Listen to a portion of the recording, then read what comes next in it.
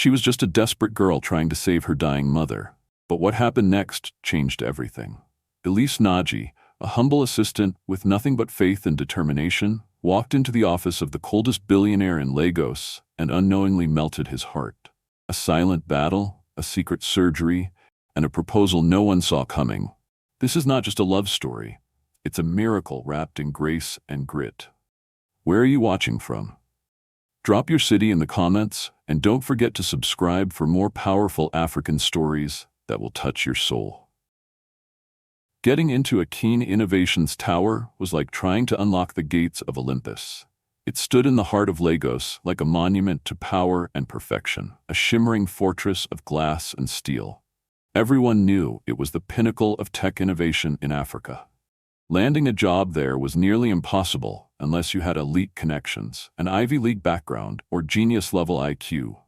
Elise Naji had none of those. What she did have was desperation, quiet determination, and a whispered prayer trembling on her lips. Her mother had been in and out of the hospital for over a year, battling a degenerative heart condition that had now turned life-threatening. The bills had long outpaced their income. Pharmacies no longer extended her credit. Their landlord had already begun circling like a hawk, watching the calendar, waiting to evict. This job wasn't about ambition for Elise. It was about survival. It was about saving the only family she had left. She stood outside the revolving doors of Xenith Innovations with a worn brown folder clutched tightly to her chest.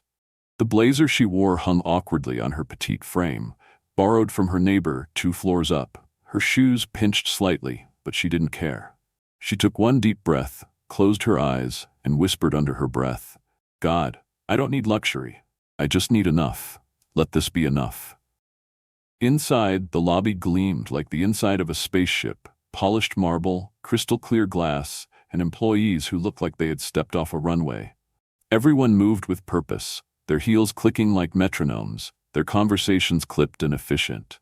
Elise tried not to stare. She reminded herself of what she brought to the table: a first-class degree in business administration, fluency in French and Yoruba, and a mind sharp enough to juggle chaos without blinking. Still, nothing could have prepared her for Damien Xenith. She had heard the stories. Everyone had. The billionaire tech prodigy turned corporate kingpin, cold, brilliant, unforgiving. The kind of man who didn't raise his voice but made grown professionals cry with a single sentence. Secretaries came and went like seasons, none lasting longer than a month. When Elise's name was finally called, her stomach twisted in knots, but her expression remained calm. The office she stepped into was sleek, minimalist, and somehow colder than she imagined. Dark panels, no personal items, no warmth. Damien didn't even look up from his laptop as he said, "Tell me something about yourself that's not on your resume." There was no smile, no greeting, just that one flat command. Most people might have panicked. Elise didn't. She answered, voice steady and clear, "I don't crack under pressure, sir, and I'm very good at working with difficult people." That made him pause. His fingers stilled on the keyboard, and slowly he looked up. Their eyes locked, his sharp and unreadable, hers quiet but unwavering. There was no flinching, no fawning, just calm strength wrapped in a soft tone. He reached forward. "Your resume." She handed it over silently. He scanned the pages quickly, and something flickered in his gaze, something almost like surprise. A first-class degree, fluent in multiple languages, skilled in project management and crisis coordination, organized, focused. And yet, she wasn't just a brain, she was striking. There was something about her that wasn't loud or flashy, but magnetic in its own quiet way. Damien leaned back in his chair and said, "Report tomorrow at 7 a.m. sharp. I don't tolerate lateness, Miss Naji. You're on a 1-month probation." For a second, Elise thought she misheard him. Her lips parted slightly. "Sir, I got the job?" He raised a brow. "You heard me." She stood, bowed her head once, and left the room with slow, controlled steps. But the moment she stepped outside his office, the dam broke. Tears welled up in her eyes, not the sorrowful kind, but the kind soaked in relief. She clasped her hands together and whispered, "Thank you, God. You heard me. You really heard me." As she exited the building, the traffic, the heat, the exhaustion, they all faded behind her. All she could think about was getting home and telling her mother the news. For the first time in months, Elise Naji felt like maybe, just maybe, things were about to change. Elise woke before the sun, her small alarm clock buzzing beside her pillow as the first rays of dawn crept into their modest two-bedroom apartment. Her mother was still asleep, chest rising and falling gently under the thin hospital-style blanket that barely kept the cold out. Elise crept into the tiny kitchen, ironed her blouse for the second time, and tied her hair into a neat bun. Her nerves danced with every step, but her focus remained sharp. This wasn't just a first day at work.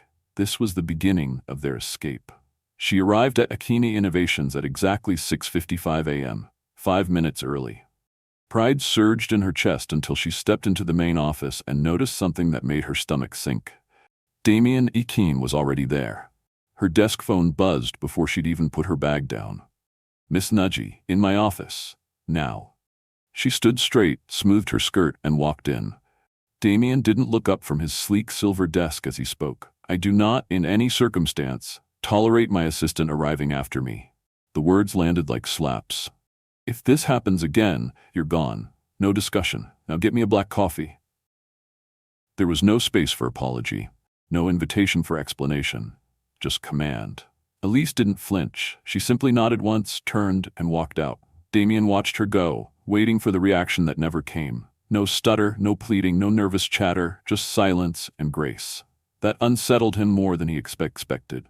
When she returned a few minutes later with a steaming cup of black coffee, she placed it gently on his desk without a word and walked back to her station.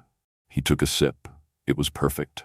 He glanced toward her desk. She was already typing, her back straight, her expression unreadable. She didn't just follow orders, she executed them with alarming precision. And that continued for days. Every task he threw her way was handled like clockwork. Meeting rooms were always prepared. Notes were flawless.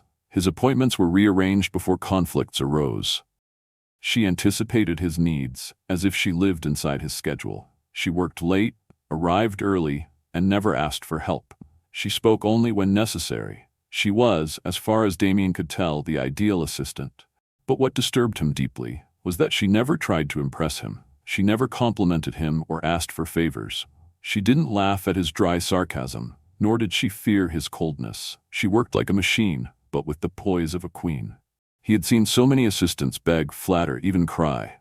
Elise didn't blink. What he didn't know was how many silent nights she spent at her mother's side, holding her hand through pain episodes, whispering prayers no one heard, or how she skipped meals to afford bus fare, or how she pored over company files in the middle of the night, trying to understand the mechanics of an empire she had suddenly become part of. At home, she let herself feel the weight. After dinner, sitting on the frayed couch beside her mother, Elise would finally speak. "I corrected 3 major errors in a contract today," she whispered one evening. "Saved the company millions." He didn't say anything, not even a nod. Her mother, eyes gentle, reached for her hand. "Elise, not every good deed is clapped for. Heaven doesn't need applause to reward you. Keep doing your best. God sees." And she did. She kept showing up, day after day. Her mind a steel trap, her emotions folded neatly and hidden beneath a smile. And slowly, without her knowing, she became the pulse of Damien's office. One day, without being instructed, she reached out to a South African tech firm, analyzed their synergy with Xenith Innovations, and proposed a collaboration that had potential to scale operations across the continent. Damien found the email in his inbox by chance. He stared at it, stunned. Not only had she acted without direction, but her proposal was airtight, ambitious, genius, and she hadn't mentioned a word of it. He watched her from his office window that afternoon. Calm, diligent, composed. The staff around her buzzed, panicked, whispered. Elise didn't flinch. She was the stillness in the storm, the one person who didn't need validation to do her best. Damien frowned. Assistants came and went, most cracked by week 3. But Elise Naji was still there, stronger than ever, and whether he liked it or not, she was starting to change something in him. Monday arrived with its usual rush. Emails stacked, meetings crammed, and the air charged with the electric tension that accompanied every week at Xenith Innovations. But something was different. Damien noticed it the moment he walked past Elise's desk. She was there, as always, before most of the staff. But the light that usually lived in her eyes was gone. Her back was slightly hunched, her shoulders heavy with an invisible weight. She moved slower, her hands not dancing over the keyboard the way they usually did. There was a dullness to her that unsettled him. For someone who executed with clockwork precision, Elise looked tired. Broken even. He tried to shake it off. Whatever was going on in her personal life wasn't his concern. She was his assistant, not his responsibility. And yet, as he sat behind his polished desk, reviewing quarterly reports, his eyes kept drifting to the corner monitor that streamed security footage of the office floor. Elise sat perfectly still, staring at her screen with a blank expression. She blinked slowly, once, then again, and Damien realized she wasn't reading. She was holding herself together. He hated the feeling creeping into his chest. By mid-morning, he buzzed her into his office. When she stepped in, she looked smaller than usual, like the walls had pushed closer around her overnight. "Do you have the completed proposal for the Andela acquisition?" he asked without looking up. There was a pause. I didn't finish it, sir," Elise said quietly, her voice thin. His eyes lifted slowly. "Excuse me?" "There was a family emergency over the weekend," she continued, eyes cast downward. "I tried to work through it, but I couldn't focus. I'm really sorry. I'll finish it before lunch, even if I have to skip my break." Something inside Damien twisted. Her voice wasn't defensive, wasn't lazy, it was apologetic and heavy. But his pride kicked in, automatic and sharp. "I don't tolerate incompetence, Miss Naji," he said, tone like steel. "I want it on my desk in 20 minutes, no excuses." Elise didn't flinch. She blinked once, slowly, then whispered, "Yes, sir," before turning to leave. But something in her face stayed with him. It wasn't anger, it wasn't fear. It was disappointment. A quiet, aching kind of disappointment that cut deeper than rage ever could. Back at her desk, Elise typed with trembling fingers. She didn't let out a sound, but silent tears began to fall. She wiped them quickly with a crumpled tissue, keeping her face turned slightly away, hoping no one would notice. But Damien saw. Every second of it. The shame hit him like a wave. She had never failed him. Never once. She had worked harder than anyone else on his team. She'd saved deals, picked up others' slack, made him look good when his own directors had missed deadlines. And when she finally stumbled, all he gave her was coldness. His jaw tightened, his fingers curled into fists. He stared at the screen, replaying that look in her eyes. Without a second thought, he reached for his phone and dialed the one person who always gave him the truth, his longtime private investigator. "I need information on my assistant," he said quickly. "Elise Naji. Find out what happened this weekend. Everything. Call me back in 15. The minutes dragged. He paced his office, replaying every interaction he'd ever had with her. Every time she'd shown up early. Every time she'd said nothing when he was cruel. Every cup of perfect black coffee. Every unacknowledged success. He'd taken her for granted. Worse, he'd disrespected her humanity. The phone rang. "Sir," the voice on the other end said. "I found everything. Her mother's been in and out of the hospital for over a year. Long-term heart complications. It escalated this weekend. She went into full cardiac arrest. She's on life support now. They're waiting on a transplant. She needs a donor heart." Damien's knees hit the edge of his desk as he sat down hard, breath caught. "The cost for the procedure is close to 50 million naira, the investigator continued. "But Elise only has a fraction of that saved, barely 20 million combined from all her accounts." Damien said nothing. He couldn't. She'd been carrying this weight, coming to work every day, never asking for help, still delivering excellence, and all he gave her in return was a 20-minute deadline.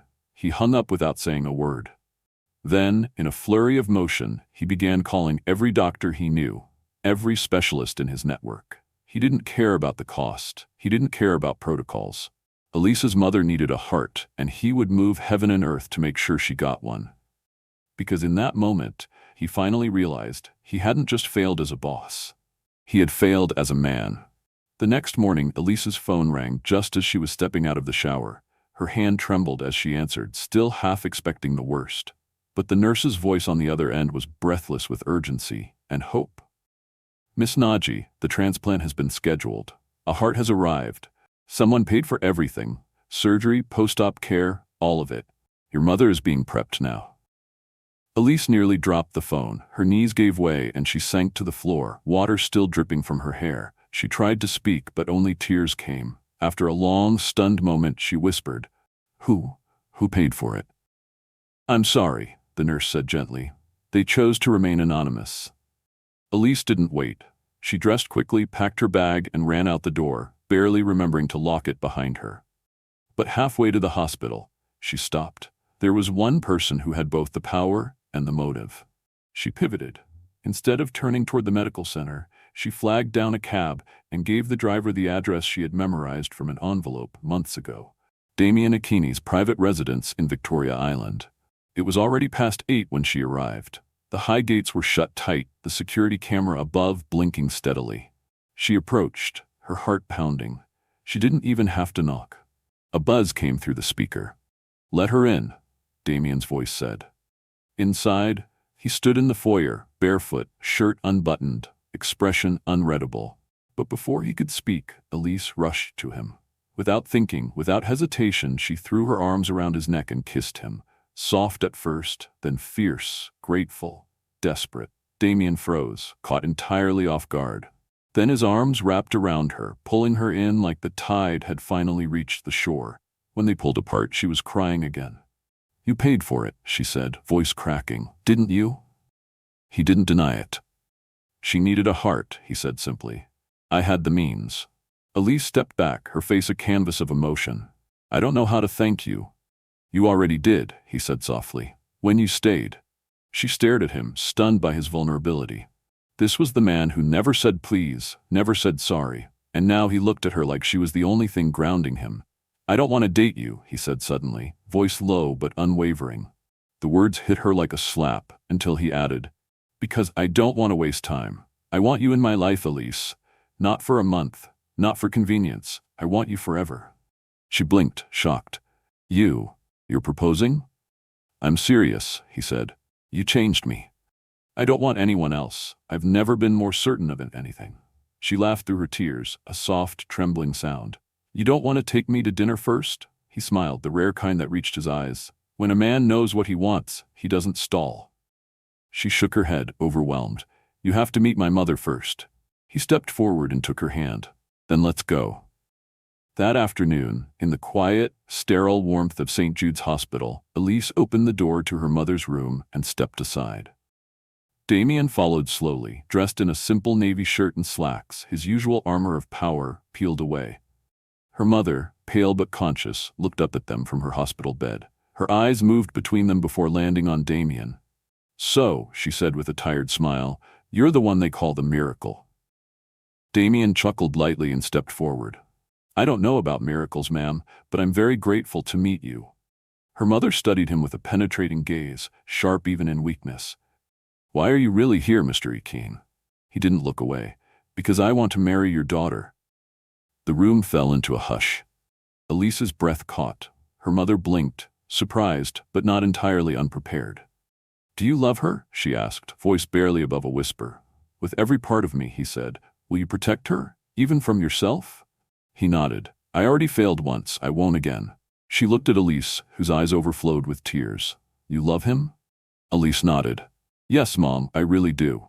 Her mother exhaled slowly, then smiled. Then who am I to stand in the way of love? She extended a trembling hand toward Damien. You have my blessing.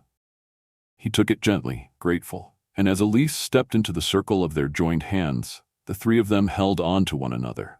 Not as strangers or saviors, but as family forming in real time, built not on promises but actions. That night, Damien whispered in Elise's ear as he held her hand beneath the dim hospital lights. You didn't just change me. You saved me. 3 months later, the chapel tucked between the gardens of Lekki bloomed with white roses and gold-trimmed linens, swaying gently in the coastal breeze. Laughter floated in the air, mingling with the quiet hum of violins and the rustle of fine fabric. The crowd had gathered, not for a business deal, not for a press conference, but for a love story few had seen coming, and none would ever forget. Damien Akini, the notoriously unapproachable tech mogul, was standing at the altar, his crisp white tuxedo fitted to perfection, his eyes fixed only on one thing. Elise Naji. She appeared at the end of the aisle like a vision pulled from the prayers of 1,000 quiet nights. Her gown, simple yet regal, flowed around her like sunlight woven into silk. Her natural curls were swept into a graceful updo, revealing the high elegance of her neckline and the quiet power in her stride. She wasn't the assistant who used to whisper silent prayers in the elevator. Today, she was luminous, confident, the woman who had rebuilt a man with nothing but grace, grit, and love. In the front row, wearing a silver lace wrapper and a glowing smile, sat Mrs. Ifeoma Naji, alive, strong, and healthy. Tears filled her eyes as she watched her daughter walk toward the future that once felt like a fading dream. The heart beating in her chest was a daily reminder that miracles weren't always delivered by angels. Sometimes they arrived in the form of cold CEOs with melting hearts. Damien's hands trembled slightly as Elise reached him. He took her hands in his, the tension in his body unraveling with every breath she took. In front of friends, family, and an entire city watching in awe, they exchanged vows.